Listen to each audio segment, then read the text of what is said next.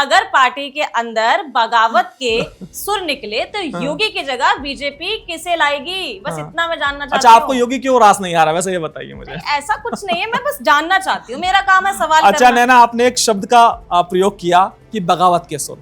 आपको पता है कि बगावत किसके खिलाफ होती है? मुझे अच्छे से पता है सर, लेकिन फिर भी मैं ये जानना चाहती हूँ कि आखिर कौन, योगी नहीं तो कौन? नैना, बगावत उसके खिलाफ होती है जिसके खिलाफ असंतोष की भावना हो, जो जनमानस की उम्मीदों पर खरा ना उतरे, जो युवाओं और उनकी भावनाओं को बिल्कुल ना समझता हो, जिसके होने से पार्टी या संगठन की छवि धूमिल हो रही हो। लेकिन बात जब योगी जी की होगी तो ऐसा कुछ भी नहीं है। पूरे उत्तर प्रदेश में युवाओं के बीच योगी जी बहुत ज़्यादा लोकप्रिय हैं, और हो भी क्यों ना। आज का जो युवा है इंस्टेंस जस्टिस में विश्वास रखता है, और योगी राज में ये काम बहुत बखूबी हो रहा है। आज का जो नैना युवा है ना, वो एक गाल पर थप्पड़ के बाद दूसरा गाल आगे ना करे, बल्कि आज का युवा तो थप्पड़ का जवाब थप्पड़ से देना चाहता है। और योगी जी ने साफ शब्दों में कह दिया है कि अपराधी जिस भाषा में समझते हैं उनको उसी भाषा में जवाब दिया जाएगा। आपने देखा होगा कि अपराधी का सोशल मीडिया पर वीडियो वायरल हुआ नहीं कि योगी पुलिस जो है अगले दिन उसका लंगड़ाते हुए वीडियो वायरल कर देती है, वीडियो जारी कर देती है। इस कदर भरोसा दिला रखा है योगी सरकार ने। इसी भयमुक्त शासन की वजह से प्रदेश की बहन बेटियां खुलकर जी रही हैं। प्रदेश के उद्यमी बिना डर, बिना भय और रंगदारी के अपना व्यापार सुचारू रूप से चला रहे हैं। अब आप ही बताइए नैना, जब किसी प्रदेश का युवा, बहन बेटी, उद्यमी योगी मॉडल के शासनकाल में निर्बाध चैन की सांस ले रहे हों, तो भला पार्टी के अंदर से बगावती सुर क्यों निकलेंगे? और कोई भी पार्टी अपनी जो जमी जमाई सत्ता है उसे क्यों खोना चाहेगी?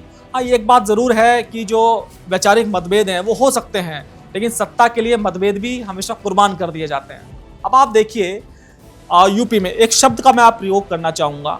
आप क्राइम को ज़्यादा पसंद करती हैं या कॉमर्स को? कॉमर्स। हाँ, कॉमर्स का मतलब क्या ना, पैसा आना, इन्वेस्टमेंट आना। जी। और कॉमर्स तभी आएगा जब क्राइम मिटेगा। अच्छा, आपको ऐसा नहीं लगता कि भाजपा जो है वो दो गुटों में बटी हुई है? एक जो है वो योगी को सपोर्ट करते हैं और एक केशव प्रसाद मौर्य को। देखो नैना, राजनीति में जनता की लहर जिस तरफ जाएगी, फैसला सर्वसम्मति से वहीं पर आएगा। और अभी हवा का रुख योगी की तरफ है। जनता ने योगी को सर आंखों पर चढ़ा रखा है, लेकिन हाँ, केंद्रीय नेतृत्व योगी के इशारों को समझे, साथ दे, तब बात है। बस एक और अंतिम सवाल, योगी मॉडल की चर्चा पूरे देश में है, ऐसे में अगर योगी को पीएम बनाया जाता है तब यूपी का सीएम कौन होगा? देखिए नैना, राजनीति में संभावना को कभी आप किल नहीं कर सकते। राजनीति असंभावनाओं का खेल है, जो राजनीति में दिखाई नहीं देता वो हो जाता है। अब आप देखिए कि उत्तर प्रदेश में योगी का मॉडल बहुत चर्चाओं में है।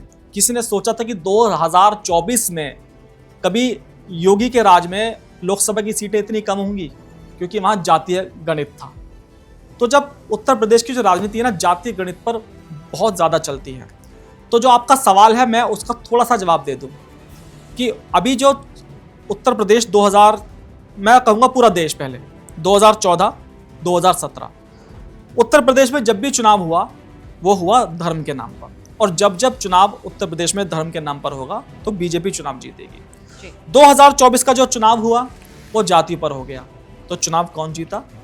ज़्यादा सीटें उत्तर प्रदेश में कांग्रेस और समाजवादी पार्टी ने जीत ली। अब आपने कहा कि भाई योगी के बाद यूपी में कौन होगा, तो उत्तर प्रदेश में देखिए, जब भी भाजपा योगी जी को हटाने के बारे में सोचेगी तो सबसे पहले ये देखेगी कि कास्ट को कास्ट से रिप्लेस कैसे करें, यानी कि ठाकुर की जगह ठाकुर।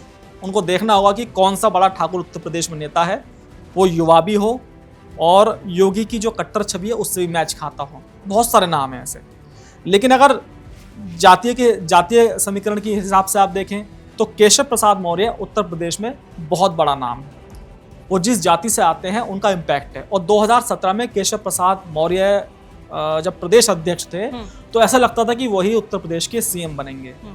तो देखिए, निश्चित तौर पर जब भी योगी जी को यहाँ से हटकर अगर जो दिल्ली जाएंगे, मैंने भाजपा में बहुत सारे नारे सुने हैं कि भाई मोदी के बाद योगी, और ये भी सच है कि भाई जो मोदी जी के समर्थक हैं वो हमारी डिस्कशन को सुनकर वो हो सकता है मैं गाली बकें कि भाई आप मोदी जी को हटा के योगी जी को पहुंचा रहे हैं। भाई मोदी जी अमृत पी के तो आए नहीं है, है ना एक दिन उनको रिटायर भी होना है। तो जब वो रिटायर होंगे तो निश्चित तौर पर जो देश बोलता है, जो देश का मूड है, वो यही है कि भाई मोदी जी के बाद तो योगी जी सत्ता संभालेंगे। और एक चीज और है ना कि भाजपा एक देखिए अनुशासित पार्टी है और यहाँ पर हम आप नहीं तय करेंगे कि मुख्यमंत्री यूपी का कौन बनेगा।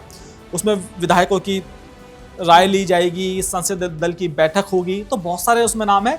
लेकिन मुझे लगता है कि जाति के हिसाब से अगर लगाएंगे तो ओबीसी पॉलिटिक्स इस वक्त बहुत हावी है। उत्तर प्रदेश में पीडीए का जो समीकरण है बहुत हावी है और जब भी ऐसा होगा तो मुझे लगता है कि केशव प्रसाद मौर्य का नाम सेकंड लाइन में होगा।